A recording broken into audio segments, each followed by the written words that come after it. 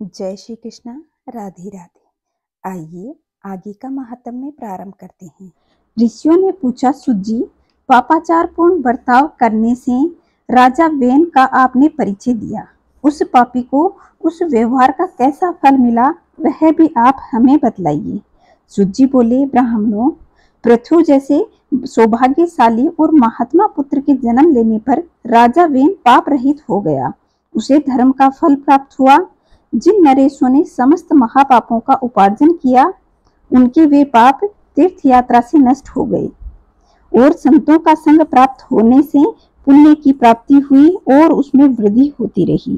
पापियों से बातचीत करने, उन्हें देखने, स्पर्श करने और उनके साथ बैठने, भोजन करने और उनके संगम में रहने से जो पाप का संचार होता है और पुण्यात्माओं के संग से केवल पुण्य का ही प्रसार होता है, जिससे सारे पाप धुल जाने के कारण मनुष्य पुण्य गति को प्राप्त करता है।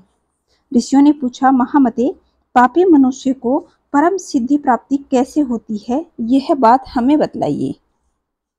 सुजी बोले, नर्मदा, यमुना और गंगा, इन नदियों की धारा के आसपास जो महापापी रहते हैं, वे जानबूझकर या बिना जाने भी इनके जल में नहाते और क्रीड़ा करते हैं। अतः महानदी के संसर्ग से उन्हें परम गति की प्राप्ति होती है। द्विजवरों, महानदी के संपर्क से अथवा अन्य नदियों के परम पवित्र जल का दर्शन, स्पर्श और नाना प्रकार के पापियों का पाप नष्ट हो जाता है। तीर्थों के प्रभाव तथा संतों के संग से पापियों का पाप उसी प्रकार नष्ट हो जाता है जैसे आग ईंधन को जला डालती है। महात्मा ऋषियों के संसर्ग और उनके साथ वार्तालाप करने, उनके दर्शन करने, स्पर्श करने और पूर्व काल में सत्संग प्राप्त हो जाने के कारण राजा वेन का जिस तरह सारा पाप नष्ट हो गया, उसी तरह है पुण्य आत्मा के साथ रहने पर भयंकर से भयंकर पाप भी नष्ट हो जाते हैं। पूर्व काल की बात है, मृत्यु की एक सौभाग्यशालिनी कन्या उत्पन्न हुई थी, जिसका नाम सुनीता रखा गया। वह पिता के कार्यों को देखती और खेल कूद में सदा उनका अनुकरण करती थी। एक दिन सुनीता अपनी सखियों के साथ खेलती हुई वन में चली गई। वहां उसे एक गीत की ध्वनि सुनाई दी। तब सुनीता ने उस ओर दृष्टि की तो देखा कि गंधर्व कुमार महाभाग सुशंख भारी तपस्या में लगा हुआ था। उसके सारे अंग बड़े ही मनोहर थे। सुनीता प्रतिदिन वहां जाकर उस तपस्वी को सताने लगी। सुशंख रोज रोज उनके अपराध को क्षमा कर देता और कहता, जाओ, यहाँ से चली जाओ।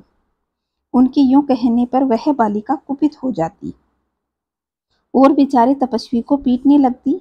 उसका यह बर्ताव देखकर एक दिन सुशंख क्रोध से मूर्छित हो उठा और बोला, कल्याणी, श्रेष्ठ पुरुष को मारने के बदले न तो वह मारता है और न ही उसको गाली देने पर वह क्रोध करता है।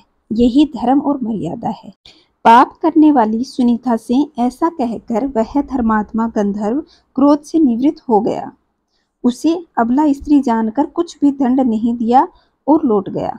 सुनीता ने पिता के पास जाकर कहा, तात, मैंने वन में जाकर एक गंधर्व कुमार को पीटा और वह काम क्रोध से रहित हो तपस्या कर रहा था। मेरे पीटने पर उस धर्मात्मा ने कहा, मारने वाले को मारना और गाली देने वाले को गाली देना उचित नहीं है। पिताजी, बताइए, उसके इस कथन का क्या कारण है? सुनीता के इस प्रकार पूछने पर धर्मात्मा मृत्यु ने उससे कुछ भी नहीं कहा, उसके प्रश्न का उत्तर भी नहीं दिया। तदंतर वह फिर से वन में गई और सुशंख की तपस्या में लगा देखकर उस दुष्ट स्वभाव वाली सुनीता ने उस श्रेष्ठ तपस्वी के पास जाकर कोड़ों से उसे फिर से पीटना प्रारंभ कर दिया। अब वह महातेजस्वी गंधर्व अपने क्रोध को न रोक सका और उस सुंदर बालिका को शाप देते हुए कहा, गृहस्थ धर्म में प्रवेश करने पर जब तुम्हारे पति के साथ तुम्हारा संसर्ग होगा तो तुम्हारे गर्भ से देवता और ब्राह्मणों की निंदा करने वाला पापाचारी, सब प्रकार के पापों में आसक्त दुष्ट पुत्र उत्पन्न होगा। इस प्रकार शाप देकर वह पुनः जाकर तपस्या में लग गया। महाभाग गंधर्व कुमार के चले जाने पर सुनीता अपने घर गई और अपने पिता से सारा वृतांत कह सुनाया। मृत्यु ने कहा, अरे, उस निर्दोष तपस्वी को तुमने क्यों मारा? भद्रे, तपस्या में लगे हुए पुरुष को मारना यह तुम्हारे द्वारा उचित कार्य नहीं हुआ। धर्मात्मा मृत्यु ऐसा कहकर बहुत दुखी हो गए। सूत जी कहते हैं, एक समय की बात है, महर्षि अत्रि के पुत्र महातेजस्वी राजा अंग नंदनवन में गए थे। वहां उन्होंने गंधर्व, किन्नरों और अप्सराओं के साथ देवराज इंद्र के दर्शन किए। उनके वैभव, उनके भोग विलास और उनकी लीला देखकर धर्मात्मा अंग सोचने लगे कि किस उपाय से मुझे इंद्र के समान पुत्र की प्राप्ति हो। क्षण भर इस बात का विचार करने पर राजा बड़े खिन्न हो उठे। नंदनवन से जब लौटकर वह घर गए तो अपने पिता अत्रि के चरणों में मस्तक झुकाकर बोले, पिताजी, आप ज्ञानवानों में श्रेष्ठ और पुत्र पर स्नेह रखने वाले हैं। मुझे इंद्र के समान वैभवशाली पुत्र कैसे प्राप्त हो सकता है, इसका कोई उपाय बतलाइए। अत्रि ने कहा, साधु श्रेष्ठ, भक्ति करने और श्रद्धा पूर्वक ध्यान लगाने से भगवान विष्णु संतुष्ट होकर और संतुष्ट होने पर वे सदा कुछ ना कुछ देते हैं। भगवान श्री गोविंदा सब वस्तुओं के दाता, सबकी उत्पत्ति के कारण, सर्वज्ञ, सर्ववेता, सर्वेश्वर और परम पुरुष हैं। इसलिए तुम उन्हीं की आराधना करो। बेटा, तुम जो जो चाहते हो वह सब प्राप्त हो जाएगा। भगवान श्री विष्णु सुख, परामर्श और मोक्ष देने वाले हैं और इस जगत के ईश्वर हैं। अतः जाओ और उनकी आराधना करो। उनसे तुम्हें इंद्र के समान पुत्र प्राप्त होगा। महर्षि अत्रि अपने पिता ब्रह्मा जी के समान ही तेजस्वी थे। उनसे आज्ञा लेकर उनका पुत्र अंग प्रस्थान किया और वे सुवर्ण और रत्नमय शिखरों से सुशोभित मेरुगिरी के मनोहर शिखर पर चले गए। वहां पहुंचकर उन्होंने गंगा जी के पवित्र तट में एकांत स्थित रत्नमय कंदराओं में प्रवेश किया। महामुनि अंग बड़े मेधावी और धर्मात्मा थे। वे काम क्रोध का त्याग करके संपूर्ण इंद्रियों को काबू रखकर भगवान के मनोमय स्वरूप का ध्यान करने लगे। कलेशहारी भगवान विष्णु का ध्यान करते करते ऐसे तन्मय हो गए कि उन्हें बैठने, सोने, चलने और चिंतन करने के समय उन्हें नित्य निरंतर भगवान श्री मधुसूदन ही दिखाई देते। उनका मन भगवान में लग गया। वे योग युक्त और जितेंद्रिय होकर चराचर जीवों तथा सूखे और गीले आदि समस्त पदार्थों में केवल श्री भगवान विष्णु के ही दर्शन करते थे। इस प्रकार तपस्या करते हुए 100 वर्ष बीत गए। नियम, संयम और उपवास के कारण उनका शरीर दुर्बल हो गया, तो भी वे अपने तेज के कारण सूर्य और अग्नि के समान देदीप्यमान हो रहे थे। इस तरह तपस्या में प्रवृत्त हो ध्यान में लगे हुए राजा अंग के सामने भगवान विष्णु प्रकट हुए और बोले, मानद, वर मांगो। इंद्रियों के स्वामी भगवान श्री विष्णु को उपस्थित देखकर राजा अंग को बड़ा हर्ष हुआ और उनके चित्त में प्रसन्नता छा गई। वे भगवान को प्रणाम करके उनकी स्तुति करने लगे। अंग बोले, भूत भावन, आप ही संपूर्ण भूतों की गति, पावन परमेश्वर, आप प्राणियों की आत्मा और सब भूतों के ईश्वर, सगुण स्वरूप धारण करने वाले, आपको नमस्कार। आप गुण स्वरूप, गुहे और गुणातीत हैं, आपको नमस्कार। गुणकर्ता, गुण संपन्न और गुणात्मा भगवान को प्रणाम है। आप भव यानी संसार रूपी सागर से पार उतारने वाले और भक्तों को संसार बंधन का अपहरण करने वाले हैं, आपको नमस्कार है। शाश्वत, अविनाशी और पूर्ण आकाश स्वरूप परमेश्वर को प्रणाम। महेश्वर श्री पद्मनाभ को नमस्कार। केशव, आपके चरण कमलों में मेरा प्रणाम। आनंद कंद, कमल प्रिय, वसुदेव, सर्वेश्वर, ईश मधुसूदन, मुझे अपनी दास्ता प्रदान कीजिए। शंख धारण करने वाले शांतिदायी केशव, आपके चरणों में मस्तक झुकाता हूँ।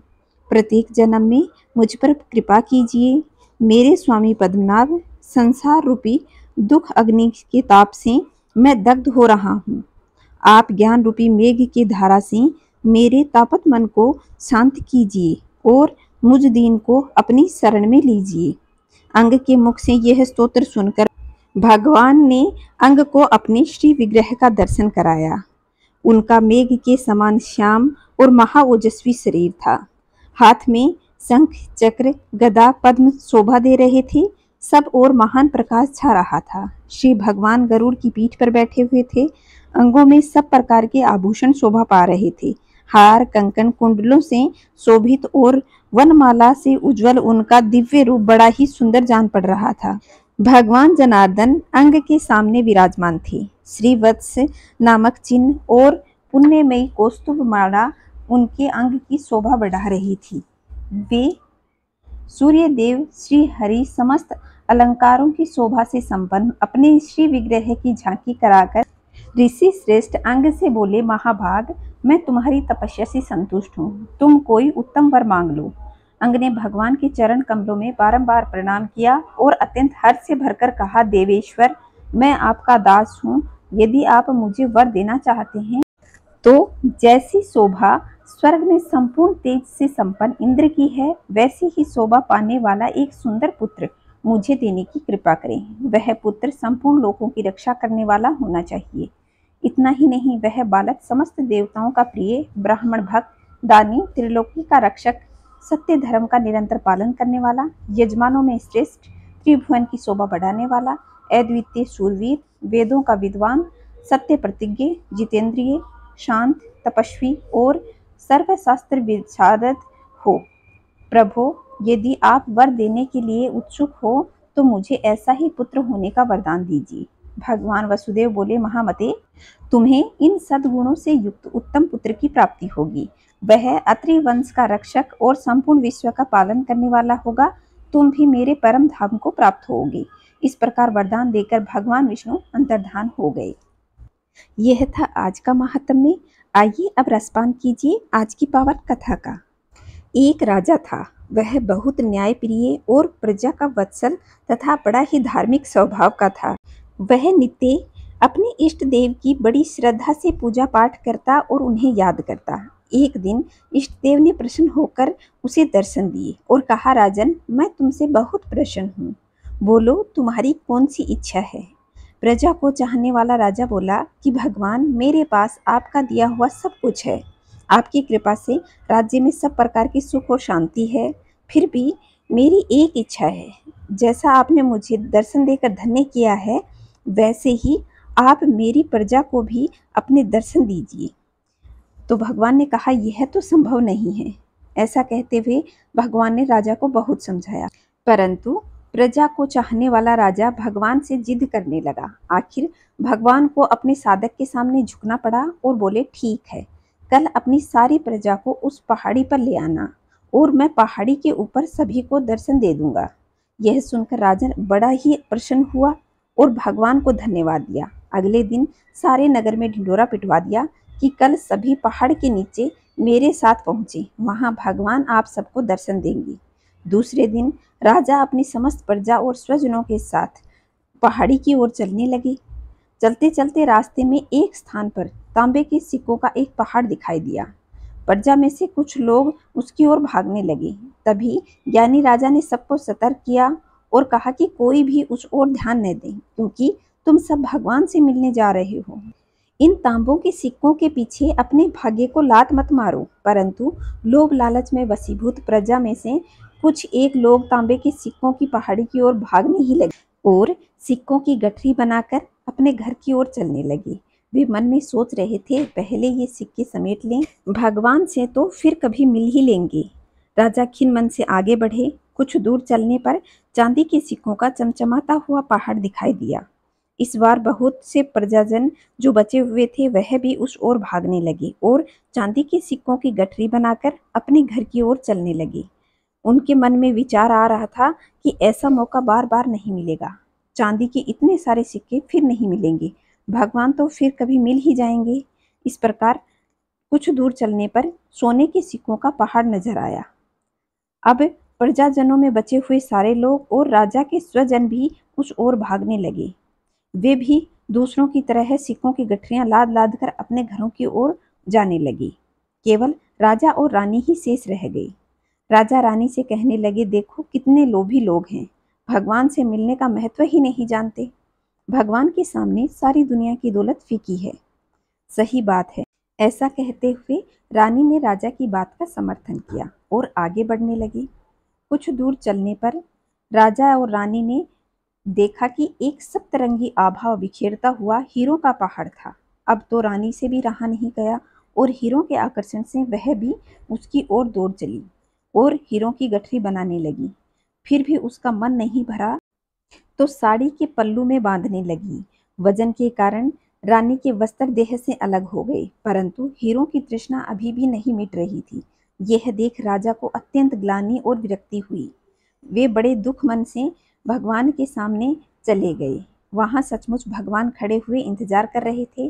राजा को देखते ही भगवान मुस्कुराए और उन्होंने पूछा कि कहाँ है तुम्हारी प्रजा, कहाँ है तुम्हारे प्रियजन? मैं तो कब से उनसे मिलने के लिए बेकरार और उनका इंतजार कर रहा हूँ। राजा शर्म से, आत्मग्लानि से अपने सिर को झुका लिया और तब भगवान ने राजा को समझाया कि राजन, जो लोग अपने जीवन में भौतिक सांसारिक प्राप्ति को मुझसे अधिक मानते हैं, उन्हें कदाचित मेरी प्राप्ति नहीं होती। वह मेरे स्नेह और कृपा से भी वंचित रह जाते हैं। जो जीव अपनी मन, बुद्धि और आत्मा से भगवान की शरण में जाते हैं, वह सर्वलौकिक संबंधों को छोड़कर प्रभु को ही अपना सब कुछ मानते हैं। वे ही भगवान के प्रिय बनते हैं। तो दोस्तों, यह था आज का महात्म्य और आज की पावन कथा। अगर आप लोगों को पसंद आया हो तो वीडियो को लाइक करें, शेयर करें और कमेंट में जय श्री नारायण, जय माता लक्ष्मी अवश्य लिखिएगा। भगवान आप पर और आपके प्रियजनों पर सदा कृपा बनाए रखें। खुश रहें। जय श्री नारायण, जय माता लक्ष्मी।